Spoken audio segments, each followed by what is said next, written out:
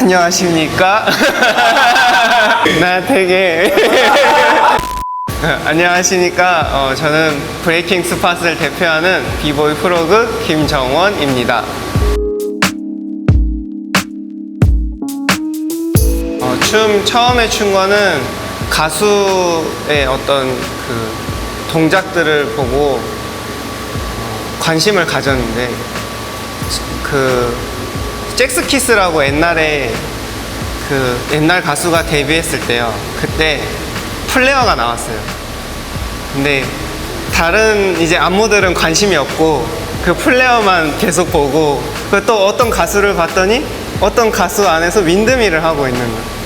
또 그 윈드밀만 또 계속 보고, 근데 그걸로 흉내를 냈었는데, 그때는 이제 춤을 출 거란 생각이 아니라 호기심이었고, 그러다가 어디 친구 집 놀러 가는데 그 전봇대에서 그 비디오 테이프를 하나 주웠단 말이에요. 근데 그게 야한 테이프인 줄 알고 주웠는데 거기에 브레이킹 동영상이 다 있었던 거예요. 그리고 이제 매칭이 된 거예요. 그 가수에서 내가 좋아했던 동작이 그 춤이었고, 그래서 이것만 이제 해야겠다 마음 먹은 게, 그게 이제 중학교 때 그렇게 해서 이제 요것만 했어요.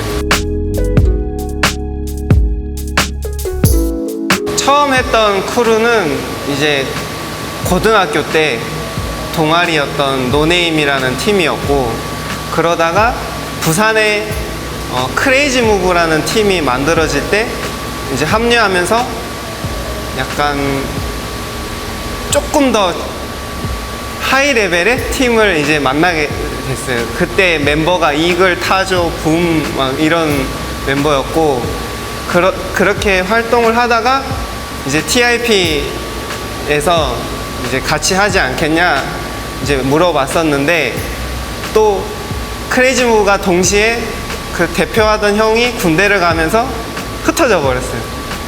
그래서 이렇게 이동을 하게 된 거예요. 그리고 그 TIP에 쭉 있다가 이제 그게 마지막 팀이 된 거예요.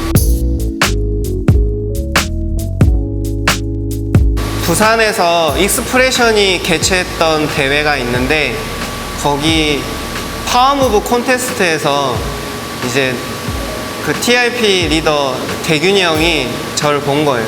그래서 언젠간 데려와야겠다 마음 먹었다 하더라고요. 근데 또 어떤 대회에서 크레이지 무브 대 TIP 배틀이 있었는데 거기서 또 더 마음에 든 거예요. 그래서 이제 UK 챔피언십 예선하는데 프로젝트 코리아라는 팀을 결성할 거다. 그래서 그때 같이 하지 않겠냐 해서 그렇게 합류한 다음에 그 이참에 TIP도 이제 같이 하자 이렇게 해서 TIP에 들어가게 된 거예요.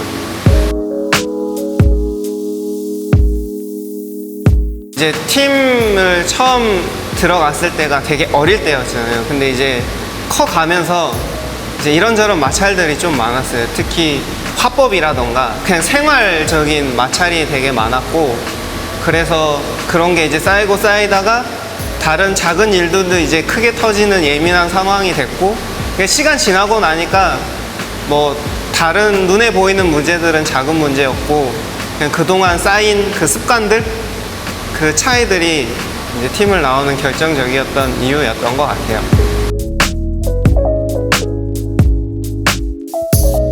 저한테 이제 약간 마음의 스승 같은 사람이 있는데, 스톰이 딱 그 케이스.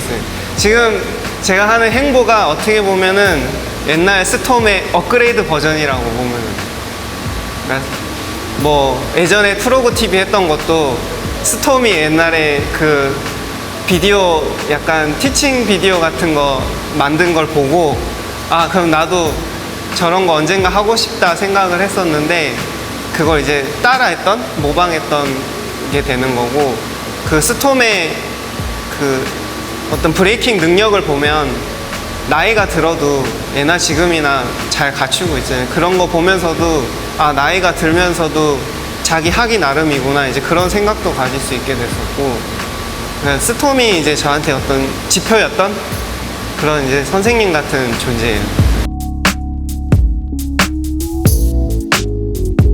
이거는 최악 먼저. 최악이 어떤 거였냐면 예전에 블론드랑 배틀을 할 때였는데 그때는 이제 전 수술한 지 얼마 안 되고 그 다음에 탐락이랑 푸더크에 어떤 그런 눈을 뜬 지가 얼마 안 된 시점이었어요. 그래서 이게 과도기가 좀 있는 상황이어서 준비를 되게 열심히 했는데 하필이면 블론드가 또 엘보 스핀이 너무 크게 이렇게 잘 되고 그것도 첫 번째 타임에 그랬더니 이거 다 날아가 버려.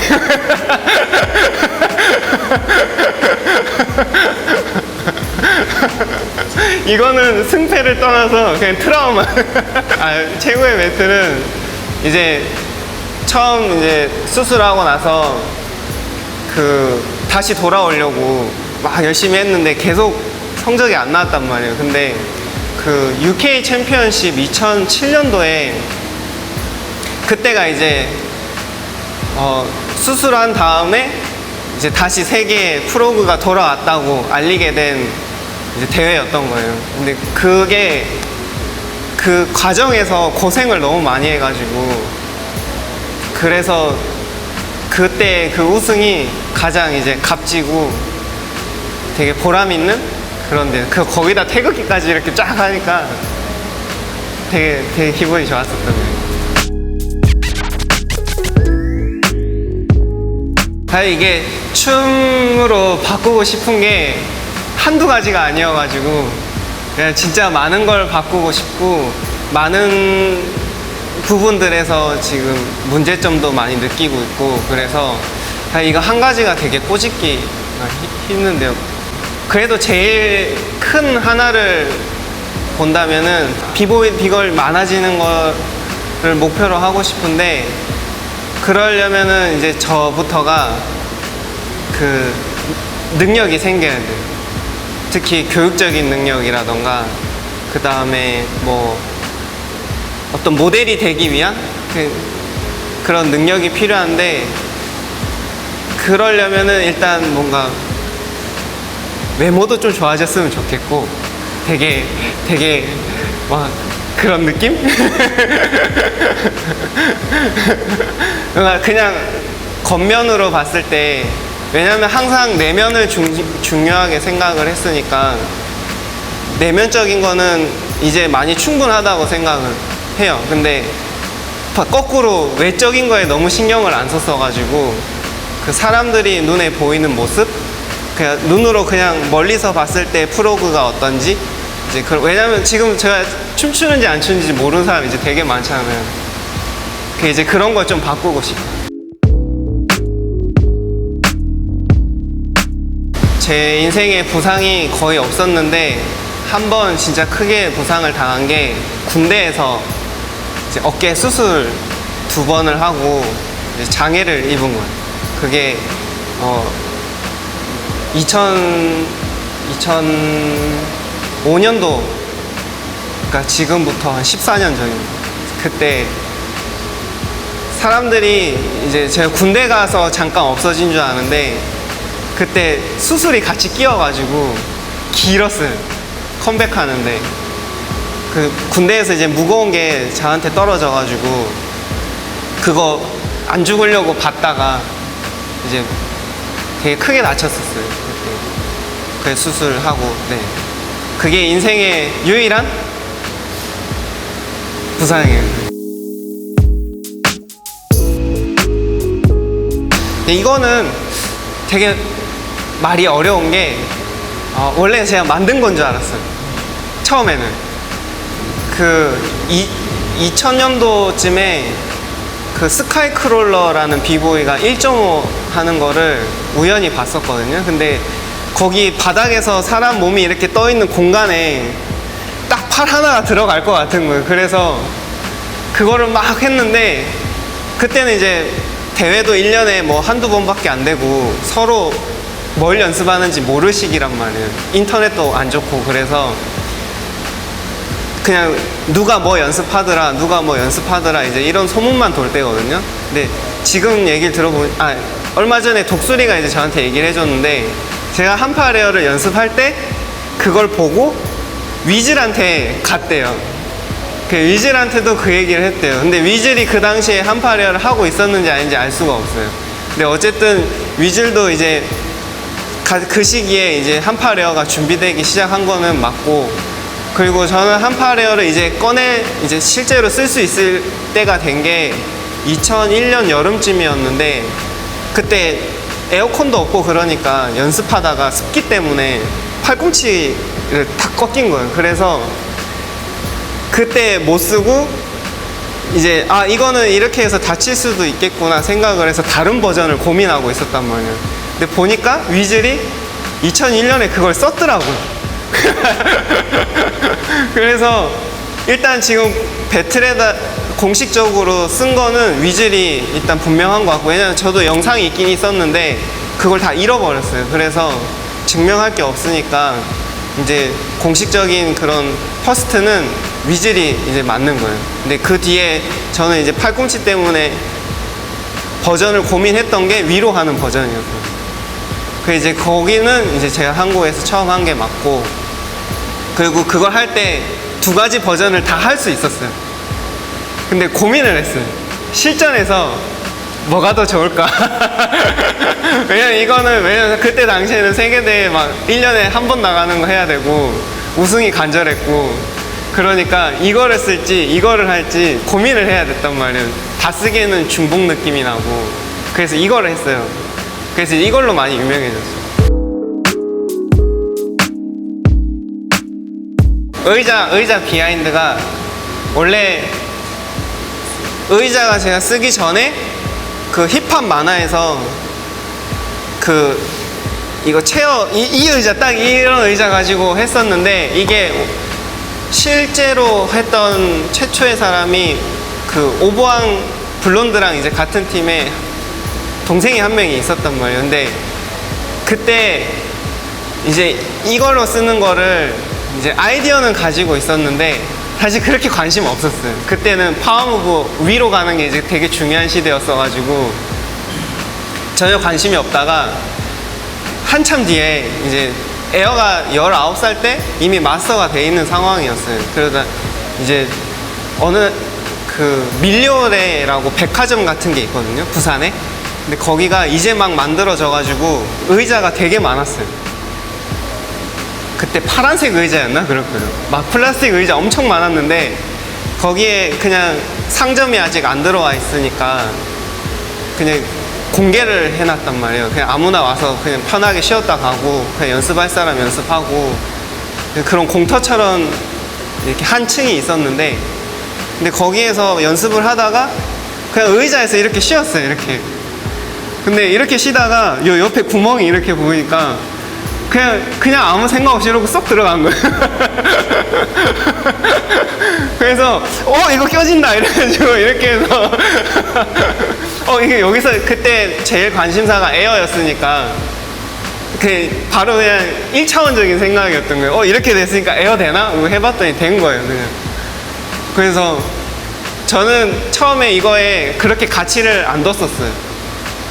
왜냐면 그냥 장난치다가 그냥 쉬다가 이렇게 해서 나온 거니까 이게 그렇게 막 크게 막 이렇게 터질 거라 생각을 안 했었단 말이에요. 그냥 항상 할 거 없을 때 그때 썼는데, 이게 막 갑자기 점점 유명해지더니 UK까지 가가지고 거기서도 막 난리가 나니까 그때 알은 거예요. 이게 대단히 그랬구나 이러면서.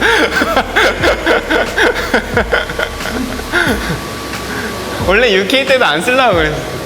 그때 손가락 다쳐가지고 UK 때 첫 배틀 때 손가락 다쳤단 말이에요. 그래서 파워를 아예 거의 못하고 있다가 연장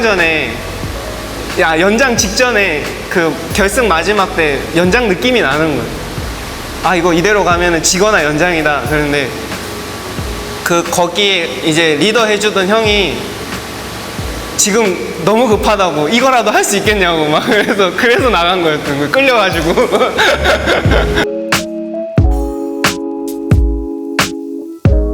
요즘에는 지금 교수법 연구를 많이 하고 있어요. 그냥 가르치는 법. 왜냐면 브레이킹이 아직도 지금 70년대, 80년대 쓰는 그런 방식의 티칭을 하고 있으니까 이제 다른 문화들 발전하는 걸 보면서 이제 부족함을 느낀 거예요. 특히 저 같은 경우에는 브레이킹 외에는 자부심이 없는데 뭔가 다른 분야에 비해서 그런 게 이제 떨어진다 생각을 하니까 이거를 바꿔놓고 싶은 거예요, 사실. 다른 좋은 문화들이랑 어깨를 나란히 하고 싶어서 이제 교수법을 연구를 하고 있고, 그리고 이제 거의 매듭이 완성이 되어 가고 있어요. 이제 훨씬 더 좋아진 교수법으로 이제 많은 사람들한테 브레이킹을 알려줄 수 있게 됐어요. 그래서 그거를 이제 어떻게 하면은 이제 더 알릴까 이제 그런 고민을 하는데, 그거 위해서 이제 외적인 활동이 이제 좀 필요해진 거예요. 그 다음으로 하는 게 그냥 브레이킹이 재밌어서 하는 게 아니라 사람들한테 필요한 춤으로 이제 인식될 수 있게 하려고 또 연구를 하고 있어요. 그러니까 브레이킹이 이 아이가 성장하는데 어떤 도움이 되고 이 사람이 브레이킹을 했을 때 어떤 도움이 되고 이런 거 이제 파헤치고 있어요. 네, 공부 중이죠.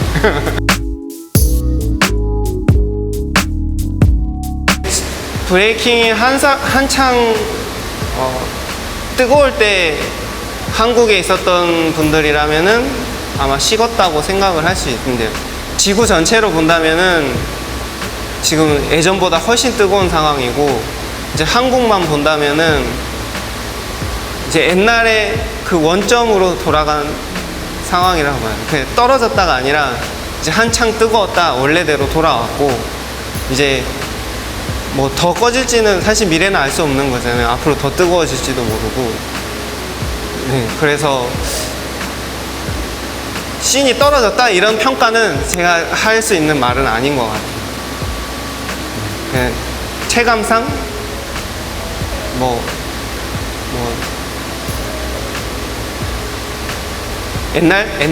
옛날로 돌아왔다? 그런 느낌? 브레이킹이 한창 뜨거울 때 그 뜨거움을 유지 못한 거는 이유가 하나밖에 없어요.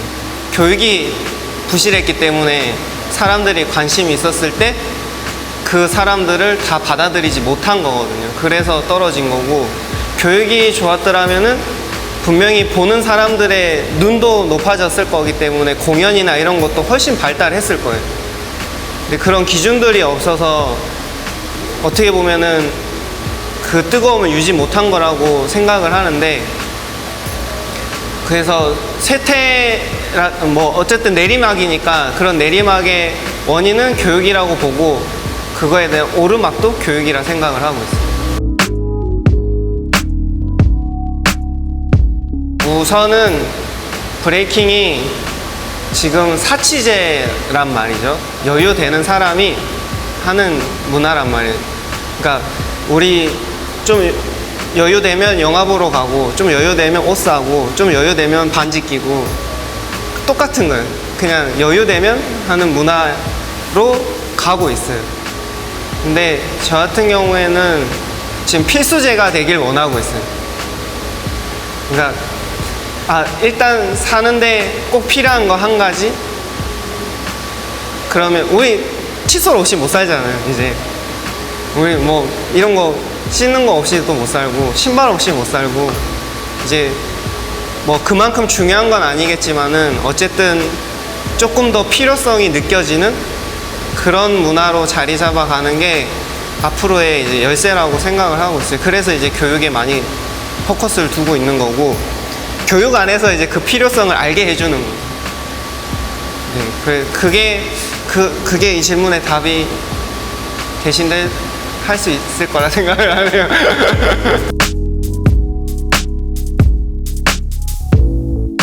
사실 새로운 세대가 지금 안 나오는 건 사실이긴 해요. 근데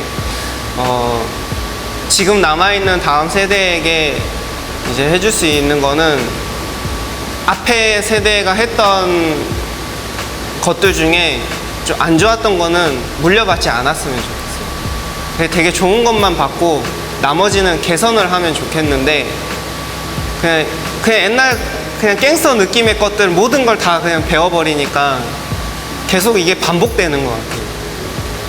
브레이킹 하면 한 절반 이상은 술하고 담배하고, 그 다음에 뭔가 금전적인 거에 대해서 개념이 되게 강해야 되는데, 그냥 춤을 돈이랑 연결시키는 것도 받아들이지 않고, 그 춤을 돈으로 뭔가 바꾸려고 하는 시도도 하지 않고 즐기고 그냥 딱 거기에서만 머무르는 그런 거. 그러니까 즐기는 건 즐기는 거고, 마음속에 춤추는 일을 하고 싶다면은 직업에 대한 생각을 해야 되는데, 너무 편향적으로만 선배들을 보는 것 같아요. 되게 나쁜 건 좀 걸러줬으면 좋겠어요. 좀, 너 형 이거 안 좋아요 이렇게 얘기해주면 좋을 것 같고, 선생님 이거 진짜 안 좋은 것 같아요 이런 말도 해줬으면 좋을 것 같은데, 너무 그냥 네 알겠습니다 네, 이게 좀 안 좋은 것 같아요.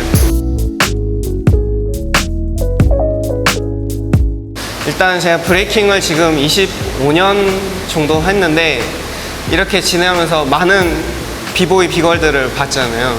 근데 그 중에 한 3분의 2가 브레이킹 한 거를 후회했던 것 같아요. 다 뭔가 후회하는 그런 모습들을 많이 봤는데, 근데 그 내면 안에서 이제 브레이킹 자체가 자기한테 지금 어떤 역할을 하고 있는지 한번 생각해 봤으면 좋겠고, 그리고 자기가 브레이킹 좋아서 어쨌든 힘들게 했잖아요. 근데 그거를 부정하지 않았으면 좋겠어요. 분명히 뭔가 결실이 없었어도 자기가 좋아했던 그거를 좋아했다라는 걸 인정할 수 있는 그런 시간을 가졌으면 좋겠는 거죠. 그래서 뭐 혹시라도 원하는 방향으로 흘러가지 않아도 브레이킹은 그래도 끝까지 마음속에 담았으면 좋겠고, 뭐 다른 누군가가 또 해야 될 일이겠지만은 이거는 다음 세대가 해줄 수도 있는 일이에요. 브레이킹 한 게 후회하지 않았다라는 거를 증명해 줄 수 있는 이제 그런 생각들 같이 가져가서 발전시키는 데 도움이 될 수 있으면 좋겠습니다. 파이팅이에요, 그래서.